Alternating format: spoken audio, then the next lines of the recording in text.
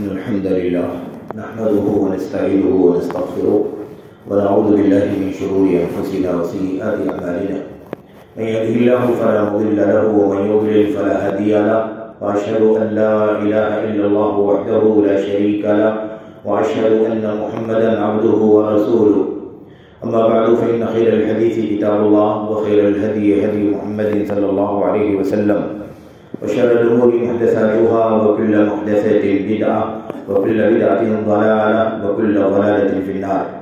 أعوذ بالله من الشيطان الرجيم. بسم الله الرحمن الرحيم. رجال لا تلهيهم تجارة ولا بيع عن ذكر الله وإقام الصلاة وإيتاء الزكاة يخافون يوما تتقلب فيه القلوب والأبصار. وقال عز من قائل: والذين يكنزون الذهب والفضة ولا ينفقونها في سبيل الله فبشرهم بعذاب أليم يوم يحمى عليها في نار جهنم فتكوى بها جباههم وجنوبهم وظهورهم هذا ما كنزتم لأنفسكم فذوقوا ما كنتم تكنزون. وقال النبي صلى الله عليه وسلم: من أدى زكاة ماله فقد أذهب عنه شره، أو كما قال عليه الصلاة والسلام.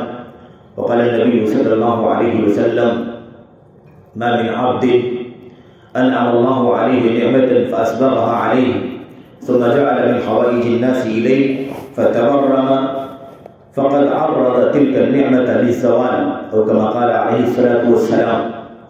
برادران اسلام، دیدی اور میری بھائیوں، نوجوان دوستوں، قابل احترام اور بہنوں، عزیز ساتھیوں، معصوم بچوں، اللہ تبارک و تعالیٰ کی طرف سے یہ ہم سب کو، امت اسلام کو سعادت، فضل، خیر اور نعمت ہم سب کو ملی کہ اللہ تعالیٰ نے ہمیں اور آپ کو ماہ رمضان میں زندگی عطا فرمائی، صحت بخشی، اور اللہ تبارک و تعالیٰ کی برکات سے، اس مہینے کی فضائل سے، اس کی نوازشات سے ہم بھرپور فائدہ اٹھا رہے ہیں۔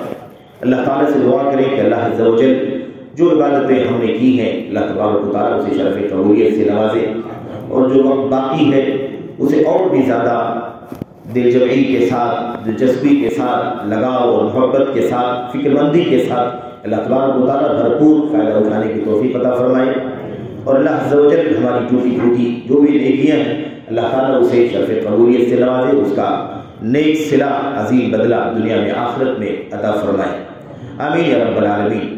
میرے بھائیوں، میرے بزرگوں، اللہ تبارک و تعالیٰ کا یہ بھی بے پایا احسان ہے، اس کا فضل و کرم ہے کہ اس نے ہمیں اور آپ کو اپنی بہت ساری نعمتوں سے نوازا ہے۔ بہت ساری نعمتوں میں سے ایک نعمت مال کی نعمت ہے۔ مال اللہ تبارک و تعالیٰ کی طرف سے نعمت بھی ہے، اور اللہ تبارک و تعالیٰ کی طرف سے اگر اس کے حق ادا نہ کیے جائیں تو عذاب بھی۔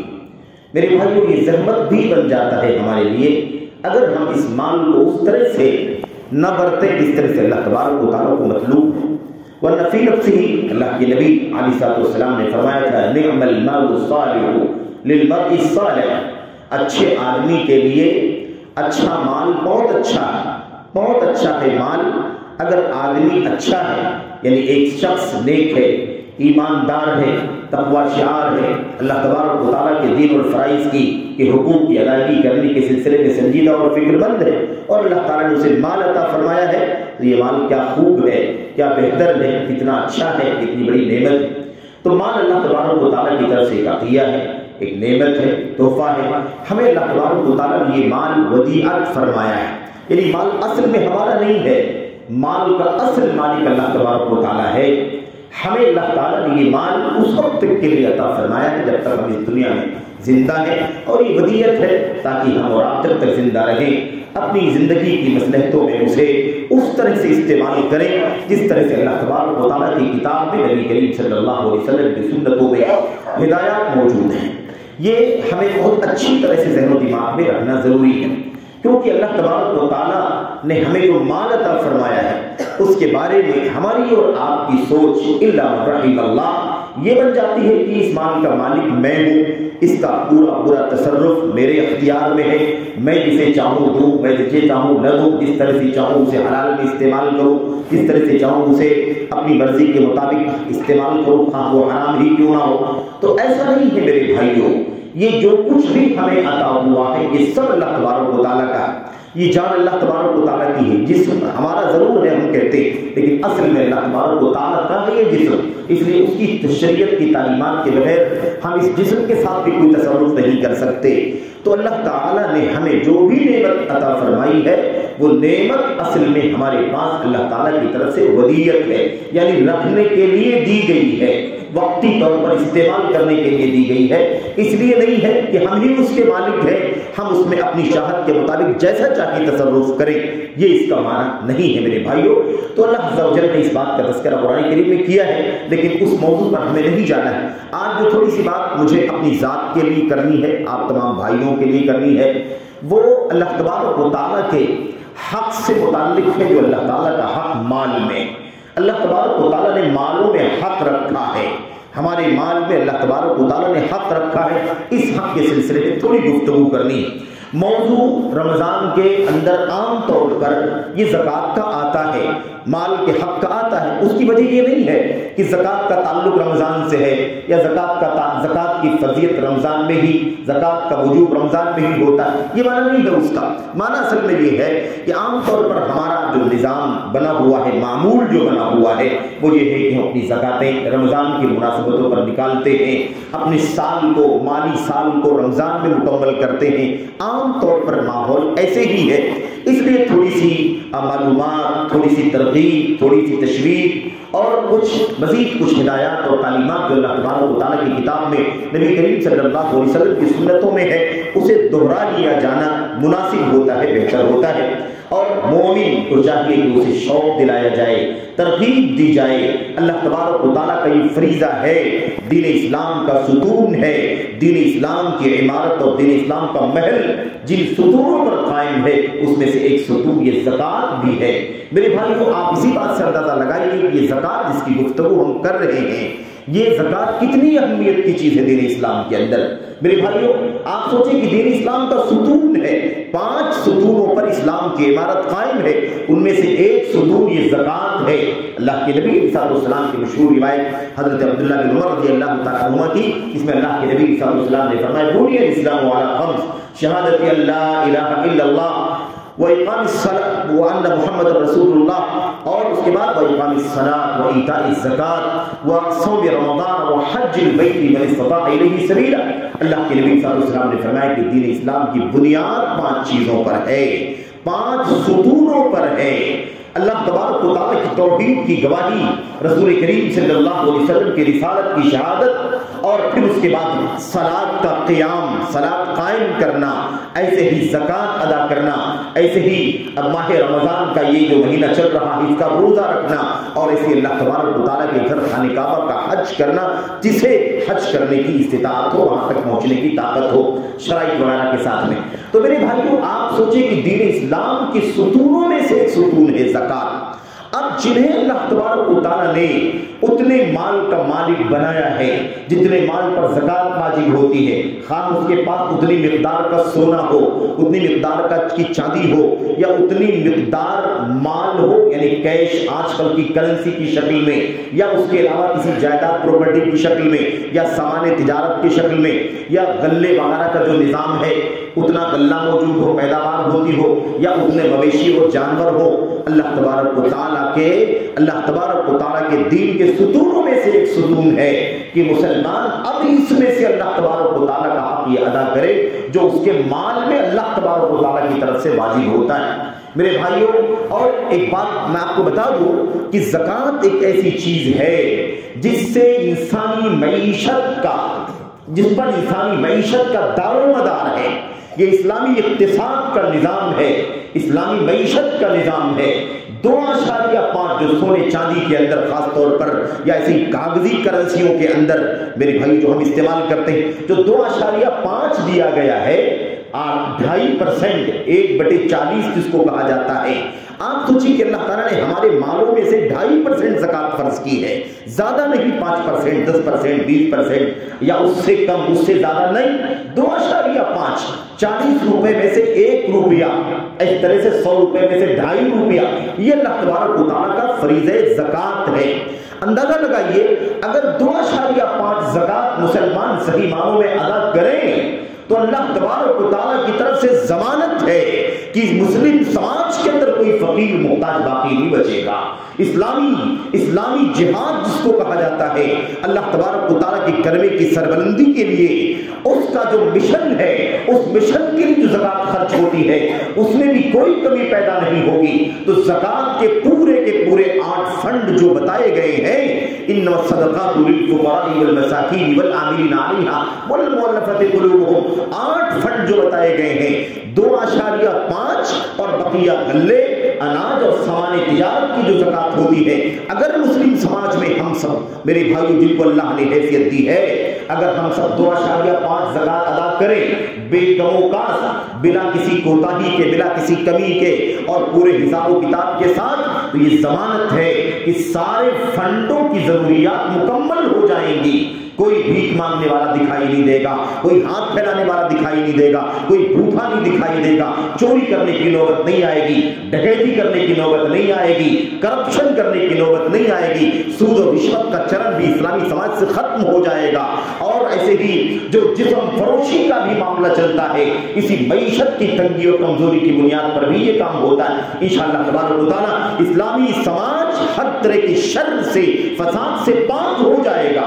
تو جو جرائم اور جو کرپشن سماج میں دکھائی دیتا ہے, اس کے بھی پیچھے ایک بہت بڑا سبب یہ ہے کہ ہم مسلمان جتنی زکوٰۃ ہم پر آپ پر واجب ہوتی ہے اتنی زکوٰۃ ہم یا تو نہیں دیتے, یا تو ہم زکوٰۃ نہیں دیتے, یا ہم پورے طور پر جتنا حق بنتا ہے اتنا نہیں دیتے ہیں, یا پھر مستحقین تک صحیح معنوں میں نہیں پہنچتا ہے. کوئی ضرورت سے زیادہ ہڑپ کر لیتا ہے, کوئی بے محروم رہ جاتا ہے, وغیرہ وغیرہ بہت سارے اسباب ہو سکتے ہیں. لیکن کہنے کا مطلب یہ ہے کہ جرائم کے پیچھے یہ زکوٰۃ کا نظام جو ہم نے آپ نے پورے طور پر نہیں برتا ہے, یہ بھی ایک بہت بڑا سبب ہے میرے بھائیوں. اسی لیے آپ عہد رسالت میں آپ دیکھیں گے اس کے شواہد ہم کو ملیں گے, اس کی مثالیں ہمیں ملیں گی کہ کسی چور کے ہاتھ میں زکوٰۃ چلی گئی. اللہ کے نبی نے فرمایا کوئی بات نہیں ہے, ہو سکتا ہے وہ چور اس لیے چوری کر رہا تھا, اس کے پاس اسباب نہیں تھے, تمہاری زکوٰۃ کے نتیجے میں چوری سے باز آ جائے گا. ایک جسم فروشی کرنے والی خاتون تھی, ہو سکتا ہے وہ اسی وجہ سے جسم فروشی کرتی رہی ہو, وہ اس سے باز آ جائے گی. ایک مالدار آدمی تھا, اس نے بھی حرام زکوٰۃ لے لی, یعنی بلا ضرورت نہ, مستحق نہیں تھا پھر بھی لے لیا. پھر بھی فکر مت کرو, تم نے تو اللہ کی رضا کے لیے دیا ہے. ہو سکتا ہے اسے احساس ہو کہ میں نے غلط کیا ہے, میرے پاس تو کشادگی ہے, مجھے نہیں لینا چاہیے تھا, میں نے کیوں زکوٰۃ لے لی. اس احساس کی بنیاد پر وہ توبہ کر لے, ایسا بھی ممکن ہے. تو خلاصے کلام یہ ہے کہ جرائم اور کرپشن کا بھی میرے بھائیوں اس کے پیچھے بھی سبب یہ ہے کہ ہم پورے طور پر زکوٰۃ ادا نہیں کرتے. اللہ تبارک و تعالیٰ کے کلام میں, اللہ کے نبی کے فرمان میں زکوٰۃ کا بار بار حکم ہے, اس کی تاکید ہے, کیونکہ دین اسلام کا وہ فریضہ ہے. اندازہ لگائیں کہ جو زکوٰۃ طاقت کے باوجود, شرائط پورے ہونے کے باوجود, نصاب مکمل ہونے کے باوجود زکوٰۃ نہیں دیتا یا پورے طور پر نہیں دیتا ہے, کیا وہ اللہ تبارک و تعالیٰ کے اس دین اسلام کے ایک ستون کو ڈھانے اور اس کو منہدم کرنے میں حصہ داری نہیں کرتا؟ اس کا حصہ بنتا ہے کہ وہ دین اسلام کے ستون کو ڈھا رہا ہے, اسلامی عمارت کو ڈھانے کی کوشش کر رہا ہے, کیونکہ زکوٰۃ پر بھی اسلام کی بنیاد قائم ہے. اس لیے ضروری ہے کہ اسلام کو مضبوط کرنے کے لیے, اسلام کی چہار دیواری کو مضبوط کرنے کے لیے, اسلامی عمارت کو مضبوط کرنے کے لیے اللہ تبارک و تعالیٰ کا حق جو بنتا ہے, ہمارے مالوں میں جو اللہ نے ہم کو عطا فرمایا ہے وہ حق ادا کریں. جگہ جگہ اللہ تعالیٰ نے فرمایا مما رزقناکم, جو ہم نے تمہیں دیا ہے اس سے خرچ کرو. یہ احساس دلایا جاتا ہے کہ ہمارا ہے مال, ہمارے پاس ہے مال, لیکن دینے والا اللہ تبارک و تعالیٰ ہے, اس کے دینے سے ہمیں ملا ہے. اسی لیے یہ بھی کہا اللہ تعالیٰ نے بار بار, کون ہے جو قرض دے گا اللہ تبارک و تعالیٰ کو, قرض کا لفظ استعمال کیا گیا. کون قرض دے گا؟ عام طور پر یہ چیزیں فرض کے علاوہ کے لیے استعمال کی گئی ہیں، یعنی فرض تو دینا ہی دینا ہے، لیکن پھر بھی قرض اس معنی میں دونوں ہے، فرض زکات بھی اور صدقات اور خیرات بھی. اس معنی میں کہ بندہ اللہ تعالیٰ کی راہ میں خرچ کرے گا تو اس کا صلہ اللہ تبارک و تعالیٰ اسے لوٹا دے گا. جیسے قرض جب دیا جاتا ہے تو اس لیے دیا جاتا ہے کہ وہ واپس لوٹے گا، وہ واپس ملے گا. اللہ تبارک و تعالیٰ اس مال کو دینے کی جب ترغیب دیتا ہے تو اللہ فرماتا ہے من ذا الذی یقرض اللہ قرضا حسنا فیضاعفہ له اضعافا کثیرہ. کون ہے جو اللہ تبارک و تعالیٰ کی راہ میں مال خرچ کرے گا، جو اللہ کو بہترین زکات دے، بہترین قرض دے گا، اللہ تبارک و تعالیٰ اسے کئی گنا زیادہ بڑھا کر کے واپس کر دے. اور اللہ تبارک و تعالیٰ چونکہ واپس کرتا ہے، کئی گنا بڑھا کے واپس کرتا ہے، اور اللہ تبارک و تعالیٰ کے خزانے میں کوئی کمی نہیں ہے، جتنا چاہے دینا وہ دے سکتا ہے. اس لیے اللہ تعالیٰ نے اس کو قرض دینے سے تعبیر کیا ہے. من ذا الذی یقرض اللہ قرضا حسنا.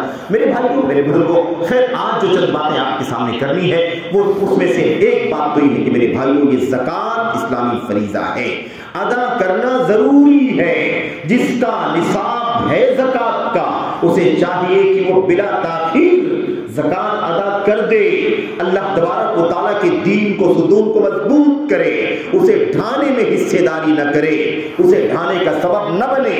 دوسری چیز، زکات نہ دینے کے سلسلے میں وعیدیں کتنی ساری ہیں، کتنی سزائیں دنیا کی، کتنا وبال دنیا کا، کتنا وبال آخرت کا، وہ ساری چیزیں ہمارے اور آپ کے سامنے ہونی چاہیے. اور زکات دینے والا، اللہ کے راہ میں خرچ کرنے والا، اس کے فضائل، اس کے مقام کا کیا کہنا، اس کے اجر و ثواب کا کیا کہنا، یہ 2-3 باتیں آپ کے سامنے پیش کرنی ہے. میں نے آپ کے سامنے 1-2 آیتیں پڑھی ہیں اور ایک دو حدیثیں آپ کے سامنے پڑھی ہیں، انہی کی وضاحت کروں گا. بہت زیادہ لمبی بات نہیں کرنا ہے، جمعے کا خطبہ ہے، مختصر گفتگو. اللہ تبارک و تعالیٰ کے کلام کی آیت کریمہ ہم نے آپ کے سامنے پڑھی ہے. اللہ تبارک و تعالیٰ فرماتا ہے الذین یکنزون الذهب والفضة ولا ينفقونها فی سبیل اللہ. جو لوگ سونے اور چاندی کو جمع کر کے رکھتے ہیں، سونے اور چاندی کو روپے پیسے کا نام نہیں لیا گیا، ہمارے آپ کے روپے پیسے کا نام، اصل میں یہی سونا چاندی ہی نبی کریم صلی اللہ علیہ وسلم کے زمانے میں جب قرآن کریم اتر رہا تھا تو سونا چاندی ہی سب کچھ تھا، اسی کا زیور، وہی کچا، وہی ڈھلا ہوا، وہی سونے کے سکے دینار، وہی چاندی کے سکے درہم. اس طریقے سے یہی سونا چاندی ہی معیشت کی بنیاد مانا جاتا تھا اور یہی نقد تھا جس کے بدلے میں کسی چیز کو خریدا بیچا جاتا تھا. اللہ کے نبی علیہ السلام پر آیت کریمہ اتری تو یہی ماحول تھا. اب جو بھی چیزیں سونے کی جگہ پر مال بنتی ہو، چاندی کی جگہ پر مال بنتی ہو، چاہے وہ ہمارے روپے ہو یا کہیں کا ڈالر ہو یا کہیں کا ریال ہو یا کہیں کا درہم و دینار ہو، کوئی بھی کرنسی ہو، اسی معنی میں ہے. اللہ فرماتا ہے جو لوگ سونے چاندی کو جمع کر کے رکھتے ہیں، جمع کر کے رکھتے ہیں، اور یہ وہ جمع کرنا ہے جسے جمع کرے آدمی اور اس میں واجب زکات خرچ نہ کرے، اس میں جو حق بنتا ہے وہ نہ نکالے، اسی جمع کرنے کو کنز کہا جاتا ہے. اللہ فرماتا ولا ينفقونها فی سبیل اللہ. اس سونے چاندی کو جمع کر کے رکھتے ہیں، اللہ تبارک و تعالیٰ کی راہ میں خرچ نہیں کرتے ہیں. فبشرهم بعذاب علیم. تو ایسے لوگوں کو دردناک عذاب کی بشارت دے دو. دردناک عذاب کی بشارت تو اچھی چیز کی ہوتی ہے، خوشخبری تو اچھی چیز کے بارے میں کہا جاتا ہے، اچھی خبر دینا.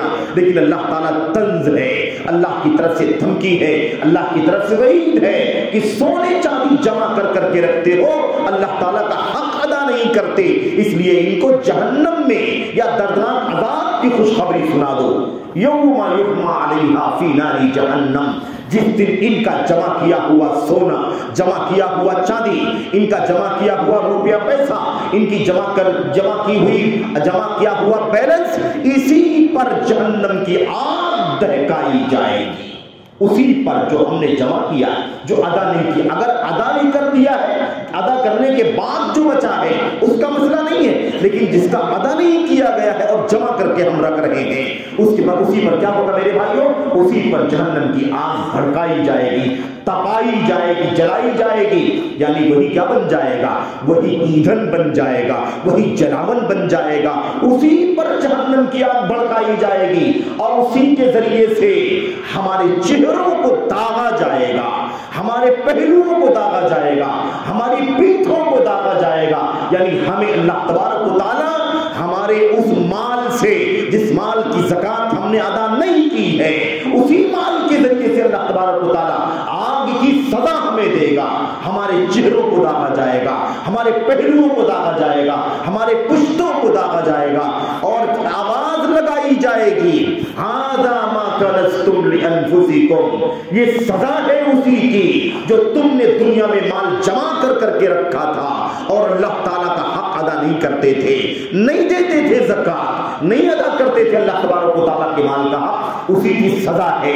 ھذا ما کنزتم لانفسکم، یہی وہ مال ہے جو جل رہا ہے، یہی وہ سونا چاندی ہے جو جل رہا ہے، یہی وہ روپے پیسے ہیں جو جل رہے ہیں، یہی وہ بیلنس ہے جو جل رہا ہے جس پر زکات واجب ہو رہی تھی، تم نے زکات نہیں دی، ھذا ما کنزتم لانفسکم، تم نے اپنے لیے جمع کر رکھا تھا، فذوقوا ما کنتم تکنزون، تو جو تم نے جمع کر کے رکھا تھا زکات نہیں دیتے تھے، اسی کا مزہ چکھو، اسی کا عذاب جھیلو، اسی کی سزا بھگتو، یہ اللہ تبارک و تعالیٰ کی طرف سے اعلان ہوگا۔ میرے بھائیوں، میں سمجھتا ہوں کہ کچھ اور نہ پڑھا جائے، کچھ اور نہ بیان کیا جائے تو یہ ایک آیت کریمہ، دو آیت کریمہ ہمارے دلوں کو جھنجھوڑنے کے لیے کافی ہے، ہمارے وجود میں رعشہ طاری کرنے کے لیے کافی ہے، ہم نے جو مال جمع کیے ہیں اسے نکالنے کے لیے کافی ہے۔ کتنا ہے مال کا حق؟ لے لو اللہ تبارک و تعالیٰ کی راہ میں۔ آپ کو یاد ہے جب اللہ کے نبی علیہ السلام اللہ کے کلام کی آیتیں پڑھتے تھے، اللہ کے نبی آپ کی اپنی حدیثیں بیان کرتے تھے، صحابہ کرام کی لائن لگ جائے، تابعین صحابیات کی لائن لگ جائے، اے اللہ کے نبی بتائیے کتنا میرا حق بنتا ہے، لے لیجئے، یہ لے لیجئے، اتنا سونا ہے میرے پاس، کتنی زکات بنتی ہے، یہ لے لیجئے، اتنی چاندی ہے، کتنی زکات بنتی ہے۔ خواتین اپنے گلوں کے ہار لے کر کے آ جاتی، کانوں کی بالیاں لے کر کے آ جاتی، اور جو بھی ان کے زیورات اور ان کے پاس ہے وہ لے کر کے آ جاتی، اے اللہ کے نبی صلی اللہ علیہ وسلم یہ میرے پاس ہے زیور، اس میں سے کیا حق بنتا ہے آپ لے لیجئے، یہ سونا ہے، یہ چاندی ہے، یہ درہم و دینار ہے، کیا حق بنتا ہے اللہ تعالیٰ کا، آپ لے لیجئے۔ اس طریقے سے نبی کریم صلی اللہ علیہ وسلم کے پاس لائن لگ جایا کرتی تھی، خواتین آ کر کے اپنی شوہروں سے گفتگو کرتی۔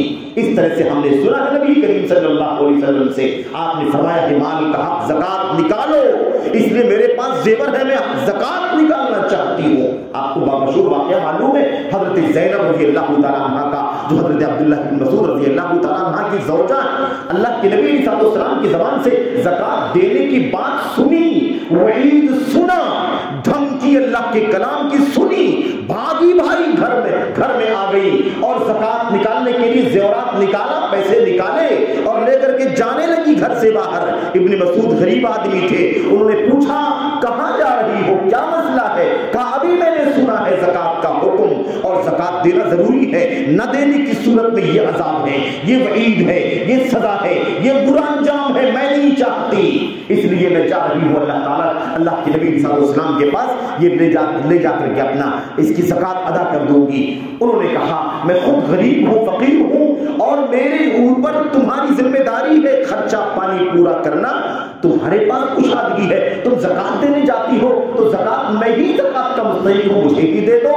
انہوں نے کہا کہ نہیں ٹھیک ہے، لیکن میں اللہ کے نبی صلی اللہ علیہ وسلم سے پوچھ لوں گی، اس کے بعد اگر وہ کہیں گے کہ زکات میں دے سکتی ہو اپنی شوہر کو تو کوئی بات نہیں ہے، میں آپ ہی کو دے دوں گی۔ بہرحال خلاصہ کلام یہ ہے کہ جس طرح سے اللہ کے کلام کی آیتیں ہمارے سامنے آئیں، حدیث اللہ کے نبی کی آئیں، تو ہمارے وجود میں تبدیلی پیدا ہو جانی چاہیے۔ ہمیں چاہیے کہ ہم زکات دینے کے تیار ہو جائیں، اور ایک بات سمجھیں میرے بھائیو، کیوں نہ دیں ہم اپنے مالوں سے جو اللہ کا حق ہے وہ کیوں نہ نکالیں؟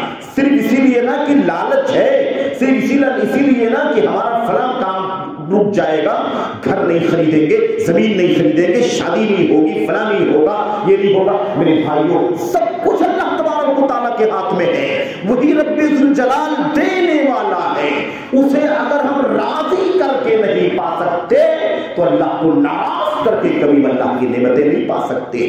اللہ کے نبی صلی اللہ علیہ وسلم نے فرمایا تھا اتقوا اللہ واجملوا فی الطلب، اللہ کا تقوی اختیار کرو اور اللہ سے مانگنا ہے تو خوبصورتی سے مانگو۔ خوبصورتی یہ ہے کہ اللہ کو راضی کرو، اللہ کا حق نکالو، جو بنتا ہے اللہ تعالیٰ کا وہ دے دو، خوش دلی کے ساتھ، تنگی کے ساتھ نہیں، اور میرے بھائی طبیعت کے اندر مروڑ کے ساتھ نہیں، خوشی کے ساتھ۔ اللہ کا حق ہے 2 روپیہ زیادہ صحیح، 10 روپیہ زیادہ صحیح، فَأُولَئِكَ هُمُ الْمُضْعِفُونَ، اس کا کئی گنا پلٹ کر کے آنے والا ہے، کئی گنا اس کا بدلہ اللہ تبارک و تعالیٰ دینے والا ہے۔ تو کیوں میرے بھائیو آخر ہم کیوں نہیں دیتے، کیوں نہیں نکالتے؟ آج صورتحال کیا بن گئی ہے، آپ دیکھیں کیا صورتحال بن گئی ہے۔ کشادگی ہے میرے پاس، لیکن میں دنیا کی لالچ میں، ہوس میں ایسا ڈوبا ہوا ہوتا ہوں کہ زکات نکالنے کی طرف میرا دل نہیں چاہتا۔ کوئی تھوڑا بہت نکال کر کے مطمئن ہو جاتا ہے، بہت کم لوگ ہیں میرے بھائیوں جو الحمدللہ اپنے مالوں کی پوری زکات نکالتے ہیں۔ وہ بھی وقت تھا، آج بھی ایسے لوگ اللہ کے بندے موجود ہیں جو زکات نکالتے وہ حالت ہو جاتی ہے کہ ان کے اپنے اخراجات کا مسئلہ کھڑا ہو جاتا ہے۔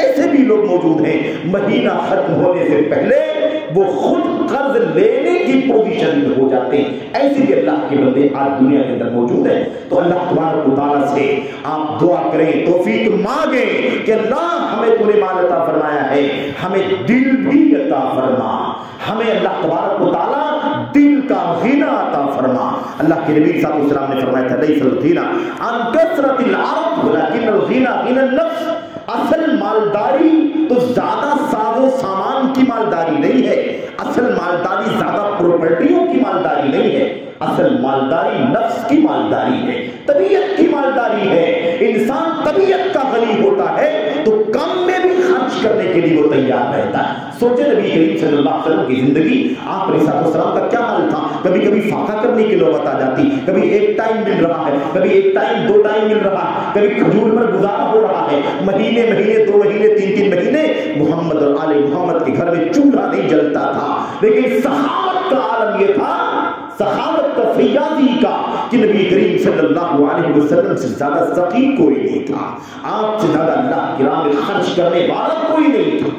تو ضرورت نہیں ہے کہ بہت زیادہ مال ہو، جو مال ہو اس کو دینے میں انسان کے دل میں میرے بھائی کشادگی ہونی چاہیے، دل کے اندر تنگی بھی ہونی چاہیے۔ اللہ تبارک و تعالیٰ کا حق ہے، اللہ تعالیٰ کے راستے میں دے دو، اللہ اس کا کئی گنا دینے کا وعدہ فرماتا ہے، اور کوئی مال کم نہیں ہوتا۔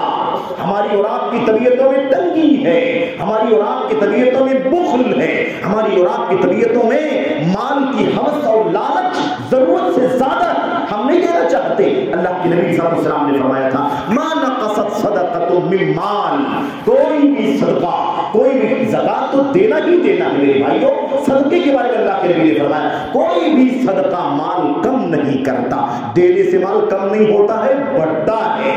ہمارا ایمان اتنا مضبوط ہونا چاہیے کہ دینے سے بڑھے گا، دینے سے کم نہیں ہوگا۔ اللہ کی قسم ہے سارے مشاری، سارے فقراء، سارے محتاجین، سارے دینی مدارس جہاں بڑی تعداد میں فقراء اور مساکین پڑھتے ہیں، ان سب کی ضروریات پوری ہو جائیں گی۔ سماج میں، معاشرے میں ہر طبقہ، بیواؤں کا، یتیموں کا، ایسے ہی ارامل کا، ایسے ہی میرے بھائیوں سارے غربا فقراء کا، سارے مشن سب کے سب کمپلیٹ ہوں گے اور معاشرہ تبدیل ہو جائے گا۔ معاشرے کے اندر آپ کو نمایاں تبدیلی دکھائی دے گی۔ اس لیے ہماری اور آپ کی ذمہ داری ہے کہ ہم مال خرچ کریں، زکات دیں۔ اللہ کے نبی علیہ السلام کی وہ حدیث آپ کے سامنے میں آپ کے سامنے پڑھنا چاہتا ہوں۔ اللہ کے نبی علیہ السلام نے اس مسئلے کو سمجھایا تھا اور بہت پیارے انداز میں سمجھایا تھا۔ جو شخص اپنے مال کی زکات ادا کر دیتا ہے وہ مال کا شر ختم کر دیتا ہے۔ یہ تربیت کا انداز ہے۔ ہم مال جمع کر کے رکھیں، زکات نہ نکالیں،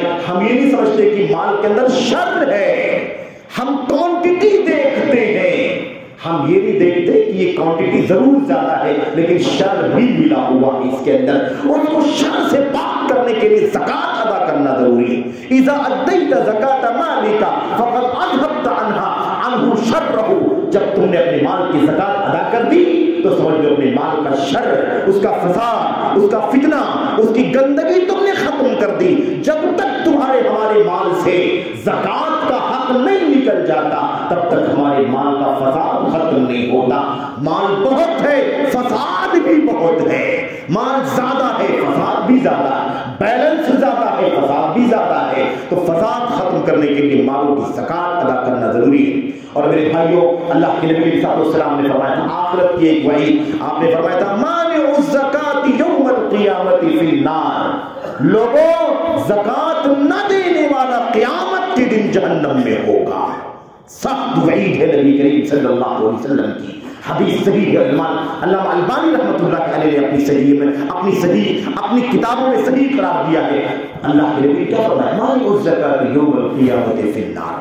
آپ غور کریں، ایک پہلو زکات نہ دینے والا قیامت کے دن جہنم میں ہوگا.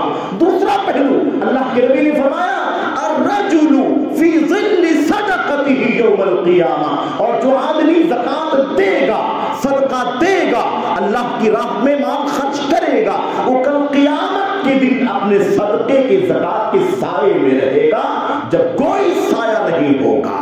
اللہ تعالیٰ نے 7 لوگوں کا وعدہ فرمایا ہے نا، 7 لوگوں کا اپنے عرش کے سائے میں جگہ عطا فرمائے گا جس دن عرش الہی کے سوا کوئی سایہ نہیں ہوگا.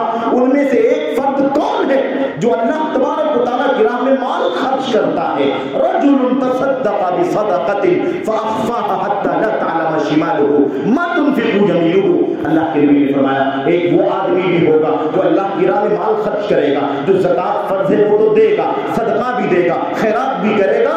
قیامت کے دن میرے بھائیوں اس کو بھی اللہ تبارک و تعالیٰ عرش کا سایہ عطا فرمائے گا. اس روایت میں اللہ کے نبی نے فرمایا جو مال خرچ کرنے والا ہے، صدقہ دینے والا ہے، زکات دینے والا ہے، وہ کل قیامت کے دن اپنے اسی خرچ کے سائے میں ہوگا.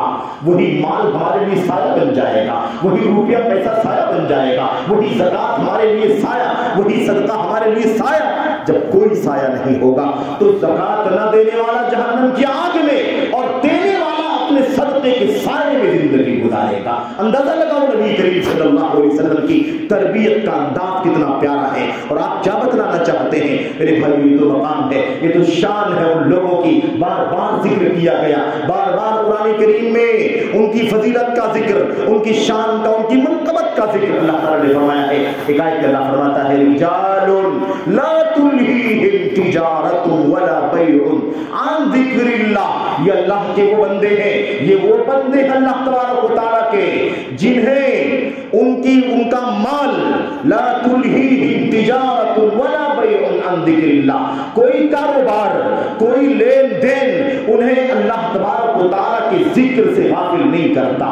اللہ تبارک و تعالیٰ کے ذکر سے غافل نہیں کرتا. دنیا کاروبار بزنس بالکل کریں لیکن یہ آپ کو ہم کو اللہ کے ذکر سے غافل نہ کریں. وہ اقام الصلاۃ، نماز قائم کرنے سے غافل نہیں کرتا. وہ ایتاء الزکات، زکات دینے سے غافل نہیں کرتا. آج صورتحال یہ ہے اتنا کام، اتنا بزنس، اتنا بیوپار، فرصت نہیں ہے کاموں کی، لیکن ہم زکات میں اللہ تبارک و تعالیٰ کے لیے مال خرچ کرنے کو تیار بھی نہیں.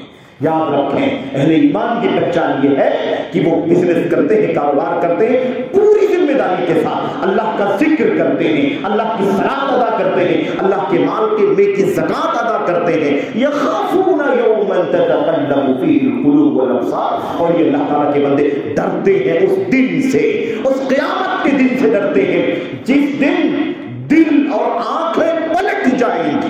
قیامت کی ہولناکی کی طرف اشارہ کیا گیا کہ قیامت کا منظر کیا ہوگا. انسان کے دل پلٹ جائیں گے، انسان کی آنکھیں الٹ جائیں گی. وہ ہیبت کا عالم، وہ ہولناکی کا عالم، وہ خوف و دہشت کا عالم ہوگا کہ انسان کے پتے پانی ہو جائیں گے. یہ صورتحال ہوگی میرے بھائیوں. اس لیے بات کو سمجھیں، زکات ادا کرنا اسلام کی ستون کو مضبوط کرنا ہے.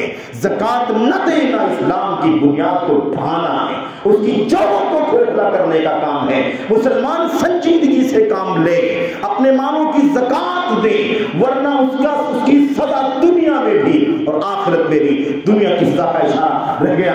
اللہ کے نبی علیہ السلام نے فرمایا تھا وَلَمْ يَمْنَعُوا زَكَاةَ أَمْوَالِهِمْ إِلَّا مُنِعُوا الْقَطْرَ مِنَ السَّمَاءِ وَلَوْلَا الْبَهَائِمُ لَمْ يُمْطَرُوا. جو لوگ اپنے مالوں کی زکات نہیں دیتے ہیں، اپنے مالوں کی زکات روک لیتے ہیں، اس کی سزا کیا ہوتی؟ سزا منع القطر من السماء، آسمان سے بارش کے قطرے اللہ تبارک و تعالیٰ روک لیتا ہے. قحط سالی آتی ہے, خشک سالی آتی ہے, پانی کے قطرے قطرے سے محروم ہو جاتے ہیں, اناج اور غلے کے دانے دانے سے محروم ہو جاتے ہیں. ہمارے بینک میں بیلنس ضرور ہے, ہمارے پاس پراپرٹیاں ضرور ہیں, ہمارے پاس سونے چاندی اور روپے پیسوں کی کا انبار ضرور ہے, لیکن وہ اللہ اگر پانی روک لے تو پانی کہاں سے ملے گا, اناج کہاں سے آئے گا؟ کیا وہ روپے پیسے ہم کھا لیں گے؟ کیا وہ زمین ہم کھا کر کے پیٹ بھر لیں گے؟ کیا ہم زندہ رہیں گے؟ تو اگر ہم نے اللہ تبارک و تعالیٰ کے فریضے کو روکا, زکوٰۃ نہیں دیا, تو ہم اللہ کے عذاب کو دعوت دیں گے اور اللہ تبارک و تعالیٰ آسمان سے بارش کے قطرے روک لے گا. اللہ کے نبی نے فرمایا یہ تو اللہ تبارک و تعالیٰ کا فضل ہے, ان جانوروں کی رعایت کرتے ہوئے اللہ بارش برساتا ہے, ورنہ ہمارا جرم یہ ہے کہ ہمارے جرم کی وجہ سے اللہ تعالیٰ بارش کا ایک قطرہ بھی نہ اتارے. اس خطرناک مسئلہ ہے, اس لیے ہمیں سمجھنا ہے. پتا کیا چلا, اگر کوئی قحط سالی ہے, کوئی خشک سالی ہے, پانی کی قلت ہے, بھوکمری کی صورتحال بن گئی ہے, تو اس میں بہت سارے لوگ ٹیکنیکل وجوہات تلاش کرتے ہیں. بھاپ نہیں ہوا, پانی نہیں ہوا, گرمی نہیں ہوئی, ایسا ہو گیا, وارمنگ ہے, دنیا بھر کے تبصرے کرتے ہیں. یہ نہیں سمجھتے ہیں کہ اس کے پیچھے ہم خود ہیں جو ہم نے اللہ کا حق کی زکات روکا, ہم نے مال کی زکات نہیں دی, اس لیے اللہ کا یہ عذاب آیا. تو یہ عذاب تو عذاب ہے, اسی وقت ٹلے گا جب ہم اللہ تبارک و تعالیٰ کی طرف پلٹ جائیں گے, رجوع کر لیں گے, توبہ کر لیں گے, اللہ تبارک و تعالیٰ کے دین کے حق کو, حقوق کو ادا کریں گے, تب جا کر کے مسئلے ختم ہو گئے. ایک آخری بات, اللہ کے نبی علیہ السلام کی بہت پیاری حدیث ہے. ہمارے اور آپ کے ذہن میں کیا چلتا ہے؟ ہم مال کے حریص ہیں, مال کے لالچی ہیں. ہر آدمی مال کا لالچی ہے, ایسا نہیں کہ کوئی خاص بات ہے, یہ تو ہماری اور آپ کی طبیعت میں ہے. اللہ نے فرمایا قرآن کریم کے اندر, حب الشہوات, خواہشات کی محبت ہر دل کے اندر ہے, لیکن وہ اللہ کے دین کے دائرے میں ہونی چاہیے, اس سے باہر نہیں نکلنی چاہیے. اللہ تو میں یہ کہہ رہا تھا کہ مال کی لالچ اور ہوس کی بنیاد پر ہم مال خرچ نہیں کرتے, لیکن ہم یہ نہیں سمجھتے ہیں کہ اگر اس کا حق ادا نہیں کریں گے تو ہم خود اپنے اس مال کو ضائع کرنے کا سبب بن جائیں. میرے بھائی, ایک روایت ہم نے آپ کے سامنے پڑھی تھی. اللہ کے نبی علیہ السلام نے فرمایا, ما من عبد انعم اللہ علیہ نعمة فاسبغها علیہ ثم جعل من حوائج الناس الیہ فتبرم فقد عرض تلك النعمة للزوال. بڑی عظیم الشان, بڑی پیاری حدیث, ہمارے اور آپ کے دلوں کو جھوڑنے کے لیے, ہماری اور آپ کی طبیعت کو بدلنے کے لیے کافی ہے, ہمارے اور آپ کے نظریے کو تبدیل کرنے کے لیے کافی. اللہ کے نبی صلی اللہ علیہ وسلم نے فرمایا, جس بندے کو بھی اللہ تبارک و تعالیٰ کوئی نعمت عطا فرماتا ہے, جس بندے کو بھی اللہ تعالیٰ کوئی نعمت عطا فرماتا ہے, فَأَسْبَغَهَا عَلَيْهِ, اور وہ نعمت بھرپور عطا فرماتا ہے, اڈیل دیتا ہے وہ نعمت, بڑی خوشحالی, بڑی نعمت پر نعمت. سمجھ اللہ کے نبی صلی اللہ علیہ وسلم نے فرمایا فَأَسْبَغَهَا عَلَيْهِ, بھرپور عطا فرماتا ہے. ثُمَّ جَعَلَ مِنْ حَوَائِجِ النَّاسِ إِلَيْهِ, پھر لوگوں کی ضرورت کو اس کی طرف گھما دیتا ہے. اس کے پاس مال ہے, خوشحالی ہے, کشادگی ہے, درہم و دینار, روپے پیسے اس کے پاس ہے, نعمت سے نوازا اللہ تبارک و تعالیٰ نے, پھر لوگوں کی ضرورت اسی کی طرف بھیج دیا, لوگوں کی ضرورت کو اسی طرف گھما دیا. یعنی اب بہت سارے لوگوں کو ضرورت مند اللہ نے بنا دیا. اب وہ ضرورت مند ہے جن کے پاس پیسے روپے نہیں ہیں اور یہ نعمتیں خوشحال ہیں, ان ضرورت مندوں کو اللہ تبارک و تعالیٰ اس کی طرف گھما دیا. اب وہ آتے ہیں, بھئی ہم ضرورت مند ہیں, ہمیں محتاجگی ہے, ہم فقیر ہیں, مسکین ہیں, فلاں, ہمیں مال, اپنے مال کی زکات سے ہماری مدد کیجیے. اللہ کے نبی علیہ السلام نے فرمایا, آپ نے فرمایا فتبرم, فتبرم, اس نے تبرم کیا. تبرم کسے کہتے ہیں؟ یعنی دینے سے یا آنے والوں سے, ضرورت مندوں کے آنے سے اس کے دل میں تنگی پیدا ہونے لگی, اکتانے لگا, کیوں چلے آتے ہیں یہ. جیسے آج کل بنا ہوا ہے ماحول, اگر ہمارے دین کے مدارس توحید و سنت کے قلعے جو زکات سے چلتے ہیں, کوئی ہمارے پاس سرکاری فنڈ نہیں ہے اسلامی حکومتوں کی طرح, یہی زکات کی رقموں سے دین کے مدارس چل رہے ہیں ہندوستان کے اندر اور تقریباً بر صغیر کے اندر. میرے بھائیوں, کوئی رسید لے کر کے آ گیا, کوئی اپنا مشروع لے کر کے آ گیا, کوئی اپنے بچوں کی تعداد بتلا رہا ہے, کوئی اناج اور غلے کی خرچی کی بات کر رہا ہے. آپ کی سن کر کے اٹھتا جاتا ہے، کیا آپ لوگ چلے آتے ہیں رسید لے کر کے، جب دیکھو تب آپ پہنچے رہتے ہیں، ہمیشہ آپ کو زکات چاہیے، ہمیشہ آپ کو ضرورت ہے۔ تو آدمی جب آتا ہے ضرورت مند تو دل کے اندر افسوس کیوں آ جاتے ہو، دل کے اندر تنگی حرج محسوس کرتا ہے، کبھی الٹی سیدھی بول بھی دیتا ہے، جلی کبھی سنا بھی دیتا ہے، تبصرہ بھی کر دیتا ہے، کوئی دھتکار بھی دیتا ہے۔ اللہ کے نبی نے دھتکارنے کی بات نہیں کی ہے، اللہ کے نبی نے بھگانے کی بات نہیں کی ہے، اللہ کے نبی نے نہ دینے کی بات نہیں کی ہے، وہ دے بھی رہا ہے لیکن دل میں تنگی کے ساتھ دے رہا ہے، حرج محسوس کر کے دے رہا ہے، اکتاہٹ کے ساتھ دے بھی رہا ہے۔ ایسا کر رہا ہے فقد عرض تلک النعمت للزوال، تو سمجھ لو کہ وہ آدمی خود اپنی نعمت کو برباد ہونے کی کگار پر لگا دے رہا، اس کو زائل ہونے ختم ہونے کے راستے پر لگا دیتا ہے۔ آپ سمجھ گئے نا فلسفہ کیا ہے نعمت کا، زکات کا؟ مجھے اللہ نے اگر زیادہ دیا ہوا ہے اس لیے نہیں دیا ہے کہ من مانی اسے جیسے چاہوں کروں، دینا ہے تو دوں، نہ دینا ہے تو نہ دوں، نہیں، اللہ نے مجھے زیادہ دیا ہے تو کچھ لوگوں کو نہیں دیا ہے، ان کو میرے ذریعے سے اللہ تبارک و تعالیٰ دینا چاہتا ہے۔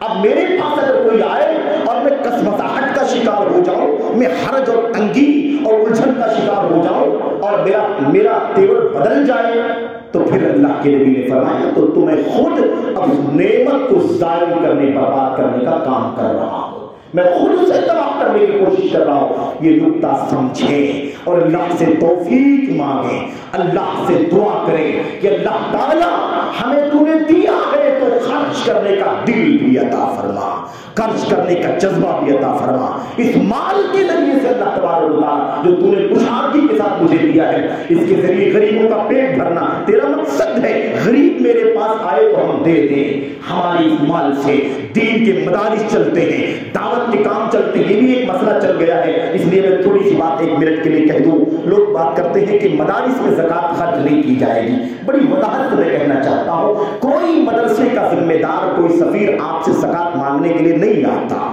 آپ کے پاس اس لیے آتا ہے کہ اس ہندوستان میں اللہ کی توحید اور نبی کی سنت کی تعلیم اور دعوت کے لیے آپ کے پاس جو مال ہے اس مال سے مدد کیجیے، لائیے اپنا مال لگائیے تاکہ توحید و سنت کی تعلیم اور تربیت کا کام چلے۔ کوئی زکات لینے کے لیے نہیں آتا، کیونکہ کوئی مدرسوں کا زکات کا فنڈ تو کوئی فنڈ نہیں حکومت کا، سالانہ بجٹ دینے والا نہیں ہے ہمارے پاس کوئی۔ یہ زکات اس لیے آپ کے پاس آتے ہیں تاکہ آپ اپنا مال دیں، زکات نہیں دیں۔ جب آپ اپنا نجی مال نہیں دیں گے تو زکات ہی دیجیے، کیا کریں گے؟ بڑی تعداد میں غربا، فقراء، مساکین، محتاجین پڑھنے والے، عام طور پر دین کی تعلیم حاصل کرنے والے سماج کے میرے بھائیو غریب اور ناباب طبقے کے طلبا ہوا کرتے ہیں۔ انما الصدقات للفقراء والمساکین، میرے بھائی فقراء ہی ہیں، مدرسوں کے اندر ہیں، مساکین مدرسوں کے اندر ہیں، ان کے کھانے کے لیے غلہ اناج چاہیے، ان کے پہننے کے لیے کپڑے چاہیے، ان کے پڑھنے کے لیے کتابیں چاہیے، قلم چاہیے، ان کے پڑھنے کے لیے روشنی چاہیے، ان کے رہنے کے لیے چھت چاہیے، ان کے بیٹھنے کے لیے چٹائی چاہیے، ٹیبل چاہیے، ان کے پڑھنے کے لیے کلاس روم چاہیے۔ آپ کی زکات اگر آپ نجی مال سے مدرسے نہیں چلا سکتے ہیں تو زکات ہی دینا پڑے گا، لیکن مدرسے چلانا ہے کہ نہیں چلانا ہے، توحید و سنت کا کام کرنا ہے کہ نہیں کرنا ہے میرے بھائی؟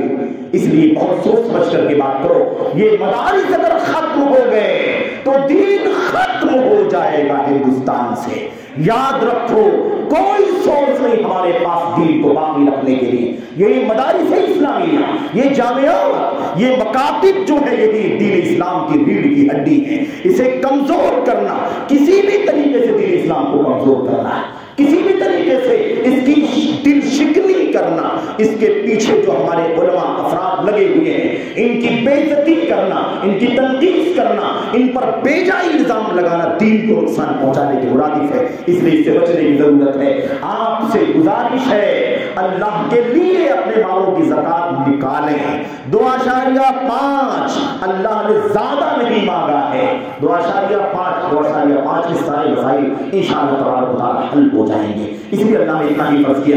میرے بھائی اللہ سے دعا کرتے ہیں کہ اللہ تبارک و تعالیٰ مجھ کو، آپ کو، کہنے والوں کو سب سے پہلے اور پھر آپ تمام بھائیوں کو اللہ کی کلام کی آیات پر، نبی کریم صلی اللہ علیہ وسلم کی حدیثوں پر عمل کرنے کی توفیق عطا فرمائے۔ آمین یا رب العالمین۔ وصلی اللہ وسلم وبارک علی نبینا محمد وعلی آلہ وصحبہ اجمعین۔ السلام علیکم ورحمۃ اللہ وبرکاتہ۔ الحمد للہ نحمده ونستعینه ونستغفره اللهم صل علی محمد وعلى آل محمد كما صليت على ابراہیم وعلى آل ابراہیم انك حمید مجید اللهم بارک علی محمد وعلى آل محمد كما باركت على ابراہیم وعلى آل ابراہیم انك حمید مجید۔ آج کی تاریخ میں صوبائی جمعیت اہل حدیث ممبئی کے امیر محترم کی طرف سے وفد جمعیت کا آپ کی خدمت میں آیا ہوا ہے۔ ہمیشہ ہی آپ کا تعاون جمعیت کو جاتا رہا ہے۔ جمعیت کی ساری سرگرمیاں، بڑے بڑے اجتماعات ہوں، پروگرام ہو، ہفتہ واری ماہانہ دروس ہوں، کئی لاکھ روپے کی عقیدے اور منہج کی سنت کی کتابوں کو چھاپنے اور تقسیم کرنے کا مسئلہ ہو، بڑے پیمانے کا ریلیف ہو، بڑے پیمانے کے تربیتی پروگرام ہو، بڑے پیمانے کے مسابقے ہوں، یا ایسے ہی مدارس اور مکاتب میں بہت سارے لوگوں کا جزوی کلی تعاون وغیرہ، اس ساری سرگرمیاں آپ کے بیچ میں ہیں۔ آپ کا اچھا تعاون ہمیشہ جماعت کو ملتا ہے، اور جماعت کی مرکزی مسجدوں میں سے ایک مسجد ہے۔ میں آپ کو یہ بتا دینا چاہتا ہوں کہ آپ کی مسجد میں مسجد کے لیے بھی جو رومال گھمایا جاتا ہے اور آپ تعاون کرتے ہیں، امام صاحب نے بتایا کہ آج وہ بھی نہیں ہے، آج پورا تعاون آپ کا بھرپور جمعیت کے نام جانے والا ہے۔ اس لیے آپ سے گزارش ہے کہ اپنی جمعیت کو مضبوط کریں، اپنی جمعیت کے مشن کو مضبوط کریں۔ واحد جماعت جو خالص کتاب و سنت اور منہج سلف کو دنیا میں نشر کرنے کا مشن لے کر کے چلتی ہے، آپ سے گزارش ہے کہ آپ اپنی جماعت کو مضبوط کریں، اپنی توحید کو، سنت کے مشن کو مضبوط کریں۔ یہ مان آپ کا اس مد میں بڑی ذمہ داری کے ساتھ سچ ہوگا۔ اللہ سے دعا ہے کہ اللہ تعالیٰ مجھ کو، آپ کو، سبوں کو اپنی اپنی کوششیں صرف کرنے کی توفیق عطا فرمائے۔ اللہ تعالیٰ ہمیں اور آپ کو اس کا نیک صلہ اور بدلہ عطا فرمائے۔ آمین رب العالمین۔ سبحان ربک رب العزت عما یصفون وسلام علی المرسلین والحمد للہ۔